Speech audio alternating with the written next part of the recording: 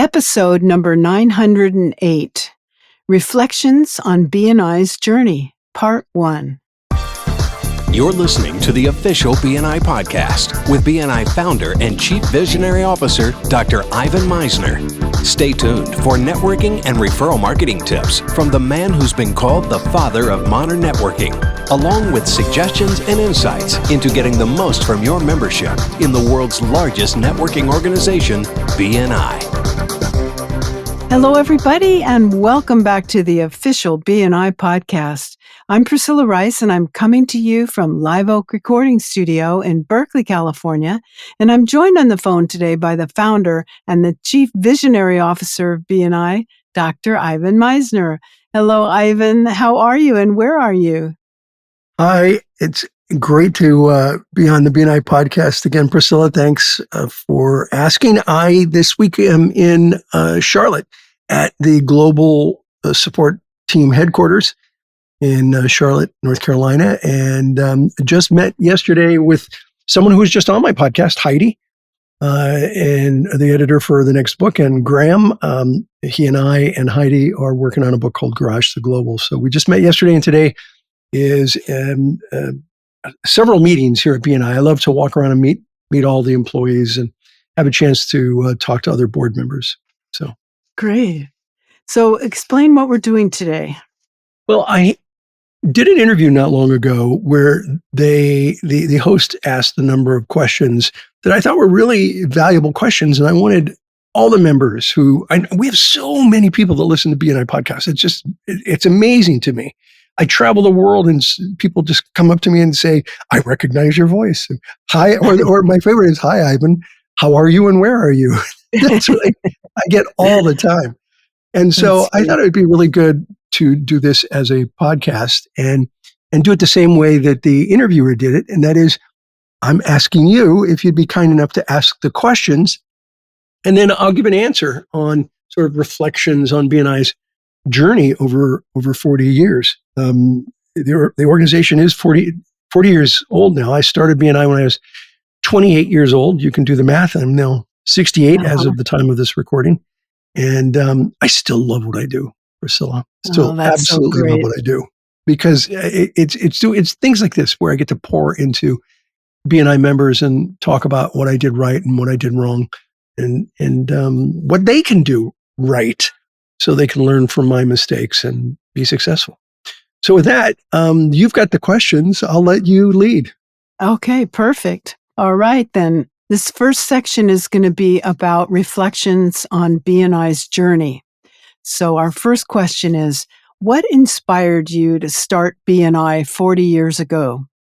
So I've talked about BNI's origin story on a couple of podcasts, and I'd invite people to go back and listen to some of them. But I'll see if I can give you a slightly different spin. One of the podcasts that I don't know the number is the Brody Moment. I think the Brody Moment is such a great podcast that talks about when I realized that BNI was going to be really incredibly large.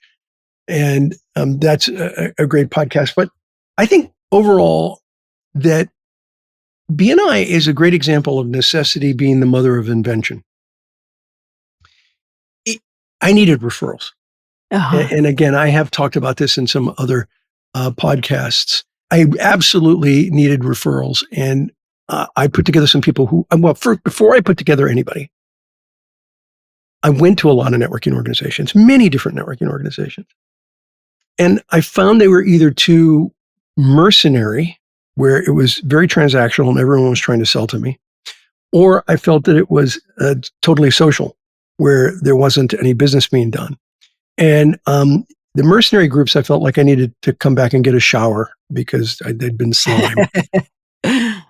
And the social groups were it was happy hour and hors d'oeuvres, and I have better wine at home than they were serving at the social hours, I would call them. And so I didn't like either. I wanted something that was focused on business but not mercenary, and something that was relational but not totally social. And so I put together that first group, the BNI group. And I'd like to tell you I had this vision of an international organization, but I just needed some referrals because I had lost a big client. And I've talked about that a bit in other in some other podcasts. The Brody moment, by the way, I looked it up as we were talking, is episode number 753. If you have a chance, you haven't listened to episode 753, go listen to it, because that was the point at which I said, I started BNI. It opened a number of chapters without me really trying. But when I had my Brody moment, this is the name of the sheriff from the movie Jaws, when I had that, I realized that I had created something that was going to be way bigger than I ever imagined. And it was at that point that I started to create a plan to scale the business, to turn it into something much, much larger. So it was necessity was the mother of invention that led me to create an organization that I felt was relational and business oriented. And it caught on so well that we just opened one chapter after another until I had my Brody moment, and then decided to go all in. And again, the Brody moment, episode 753. Okay, great. Yeah. So here's another question. Yeah. Can you share one or two defining moments that shaped BNI into what it is today? Yeah, there were a few things that happened along the way. One was me recognizing that education is a leaky bucket process, that when I taught somebody how to do something, information leaked out. And when they taught somebody else, more information leaked out. And when they taught somebody else, then you'd have a half a bucket of information, and then people would start adding their own stuff. So I realized early on in the process of BNI, within the first year, that I needed manuals, so that at least we were all singing from the same songbook, right? That we were all playing from the same playbook, and that if they were going to get off track, it was because they weren't using the playbook, but that the playbook had to be there. And so creating manuals for the leadership team and for the directors, that was the first defining moment, I think, for the organization. The creation of our board of advisors was a defining moment. And anyone who's listening to this podcast, if you're a member, you can find, you may have a copy of Giver's Gain, the BNI story, but you can also get a PDF of it on Business Builder, which is a free website for BNI members. Just log in and there's a PDF of Business Builder. And I tell the whole story of how I created the board of advisors. Back in 1986, I created it. Today, it's the International Board of Advisors, and they have been unbelievably beneficial to the organization in helping me build, especially in the early days. That was a defining moment for me. 1990 was a defining moment in that it was our first conference. First time we brought everyone together. And any guesses how many people we had at our first conference, Priscilla? Let's see, 60? 12. How many? 12? All we had was 12. That was our first BNI conference. And two of those people were me and my late wife. So there were 10 directors. Myself and my late wife were there, and maybe 12 and a half, because you could count one of my children came in and out a lot. It was much more casual than today. But the idea of conferences was a defining moment. And now our conferences, we have them all over the world in different countries. And then we have a convention every year where thousands of people come. If you're listening to this podcast and you have a chance to go to an international convention, go. It will blow your mind. It is incredible to walk in and see the flags of all the countries from all over the world. And it's like going to a United Nations event where all the countries love each other. And it's just fantastic. The different languages, the different accents, presentations from different people, all of the translators that are there. Although more and more we're finding technology is a pretty decent way to translate, and that's improving. So these were all defining moments. BNI Connect was a massive defining moment. Mm-hmm. And I've talked about it in episode number 835. BNI Connect, it's the story of it is embedded in the book, The Third Paradigm.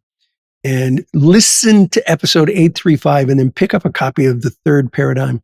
BNI Connect was a game changer. We were, prior to BNI Connect, doing business worldwide by paper. And we're talking 2011 and earlier. And in 2011, we started to transition into BNI Connect, which was a complete game changer for us as an organization with over 75 countries and hundreds of thousands of members. So those were some of the defining moments of the organization. Well, and of course, how could I forget when COVID hit? Mm-hmm. Right. I had talked in 2019 about the future of networking, including online. And people thought I was crazy. And I'm pretty sure, Priscilla, I heard somebody say in a corner, well, he's getting old. I think he's losing it. And it's like, no, really, technology is going to be a game changer. Well, who would have thought that a year later, we would be completely online because of COVID? We transitioned all of our chapters from in-person to online within just months worldwide. So those were some of the defining moments of the organization. Okay, that sounds good. Well, let me ask you another one here. What are you most proud of when you look back at BNI's growth over the last 40 years? Yeah, we're running out of time, so let me be brief as I can. I am humbled by what BNI has become. I am truly humbled by how much it has grown, how many members that we have worldwide, what this organization has done. But the thing that has surprised me the most, and that I am the most proud of, is that last year in this is being recorded in 2025. In 2024, BNI generated over 25 billion with a B, over 25 billion US dollars in thank you for closed business. Thank you for closed business is the amount of business that our members had generated for themselves. And that to me is just mind-boggling. I never would have thought that we would generate tens of billions of dollars in business. And in episode number 872, I talk about the GDP, and I talk about, according to the International Monetary Fund, gross domestic product measures the amount of business generated in a country.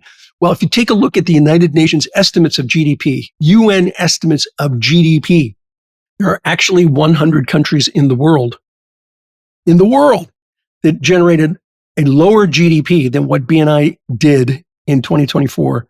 And thank you for closed business for its members. Is that just in 1 year, 25 That's just billion? in 1 year. Wow. In 1 year, BNI did over 25 billion. And thank you for closed business measures, because I talk about this in the podcast because someone said, well, GDP is different than thank you for closed business. Yeah, GDP is about a country. Thank you for closed business is about a company. But thank you for closed business measures the amount of business generated for BNI members. And we need to embrace that analogy and celebrate the success that BNI has helped hundreds of thousands of business people all around the world. And so I think that's what I'm most proud of. And we're out of time, and we'll cover the rest in part 2 of this, Priscilla. Thanks. Okay. Thank you, Ivan. That was great. So let me just say that this podcast is sponsored by MisnerAudioprograms.com. These audio programs will provide you with the tools and the inspiration to powerfully enhance your BNI experience. So check out the great material that's available to you at MisnerAudioprograms.com, and then use the promo code IVAN50 for 50% off of everything. All of the proceeds go to the BNI Foundation.